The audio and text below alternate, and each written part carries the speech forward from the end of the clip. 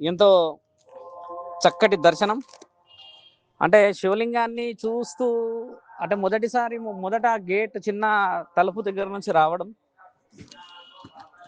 మెల్లిగా శివలింగం వెనుక భాగం నుంచి అంటే స్వయంభుగా వెలిసిన రాయి, ఆ రాయికి వెనుక భాగాల నుంచి రావడం, అక్కడ తులసి చెట్టు ఉంటే తులసి చెట్టును చుట్టుకొని అక్కడ నుంచి మెల్లిగా కిందికి దిగి మళ్ళీ నా శిష్యులందరూ కూర్చున్న చోటుకు రావడం.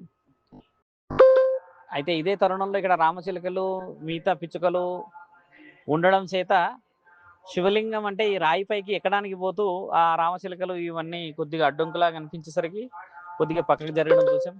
అయితే ఇదే విషయం గతంలో ఖచ్చితమైన నిర్ణయం కోసం అని మొదటిసారి మేము చూసినప్పుడు తండ్రిని చుట్టుకొని ఉన్న ఫొటోస్ కూడా పంపించాను నేను చాలా మందికి. కార్తీక పౌర్ణమి రోజు దర్శనం చేసుకున్న ఫొటోస్ పంపించాం. ఎంతో ఆనందకరమైన ఈ విషయం ఈరోజు సీసీ కెమెరాలో రికార్డ్ అవ్వడం నాకు ఎంతో ఆనందం. ఎందుకంటే ప్రజలని ఒక గుడిలో ఉన్న గొప్పతనం గురించి తెలియజేయడం అనేది ఒక సాధువులాగా నాకు ఎంతో కుతూహలమే. అందరూ కూడా